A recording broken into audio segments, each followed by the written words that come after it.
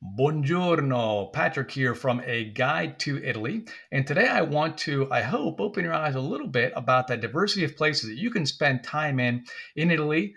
They're outside of kind of Venice, Florence, Rome, Amalfi Coast, Cinque Terre, and also tell you a little bit about my journey and some places that I've been as well that I think are really interesting to visit. And I think the first thing I'd like to do is start with Rome.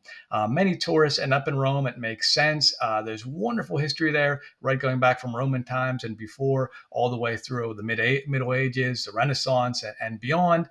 And it's the capital and very famous. But if you're in Rome and nearby, you can visit Sperlongo. Sperlongo is only about an hour away from Rome. It's halfway between Rome and Naples.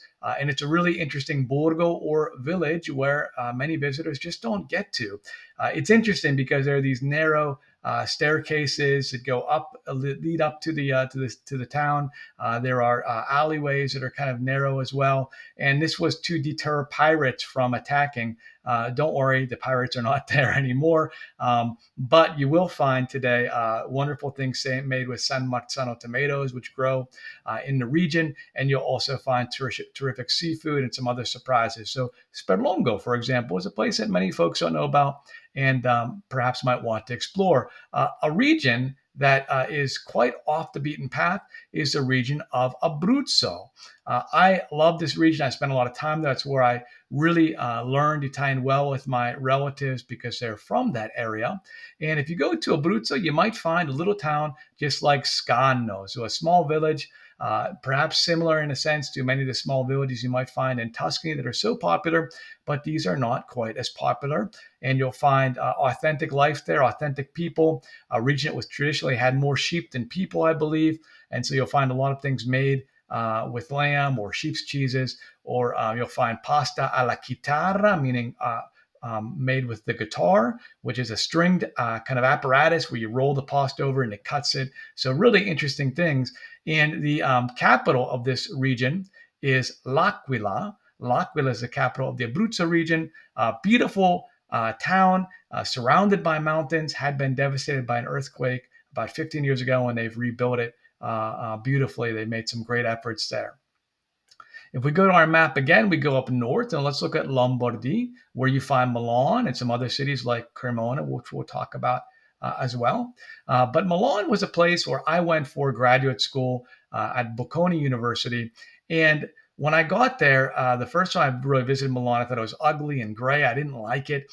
And then I learned how elegant it can be. I learned about this Duomo. You see the back of it on the left-hand side that was made with these large, blocks of marble. It took 500 years to build, and they actually brought the blocks of marble in right on canals that at one point were in front of the Duomo, and they'd unload them and bring them up. And then on the right, we have the Galleria, which was one of the first shopping malls in the world. It's indoors, so it's quite interesting. And then you have other surprises in Milan that are great, like these streetcars that travel the streets. And there are narrow cobblestone streets you can find in Milan. You can find a canal district where you can have an aperitivo, right? Have a drink, have a snack, have dinner, and wander in this atmosphere of canals. So many folks don't think about this when they think about Italy, about the diversity of places you can visit. And while you're in Milan, if we go a little further south, we can go to Cremona. So take the train, right? Drive, take a bus, whatever it is, but get to Cremona. And there are many cities just like Cremona all throughout Italy, all throughout, certainly this part of Italy. And Cremona is great. It has a beautiful piazza. It's a small town. You'll find something really interesting there, which is the culture of making violins. There are, as a tradition of making violins for hundreds of years, as a museum with some famous violins you can see as well, and you can visit the shops in the district that actually still makes these stringed instruments. Just one example. Individuals get up towards Venice, right? But they don't get up in this area here where the Dolomite Mountains. So if we look at the Dolomite Mountains, the landscape of them is absolutely amazing. It looks like you could be in Switzerland or you could be in Austria or Germany if you didn't know any better. If we look at one of these villages here, it's something that perhaps is right out of The Sound of Music, but here we are. We're in northern Italy. Something to know about, something to explore. If we go south, of course, we have Tuscany, and there's so much to see there. and Florence, which, outside of Florence, we have another region, and the region is Umbria. Umbria is similar in a sense in terms of landscape and views and quality of life, but it's not quite as visited. Perugia is a more famous town, you can see right there. But there are small places. Tourists might get to the Tuscan countryside, but they don't get to the city of, or the small town rather, of Todi, which happens to be a slow city and really emphasis on sustainability and enjoying life.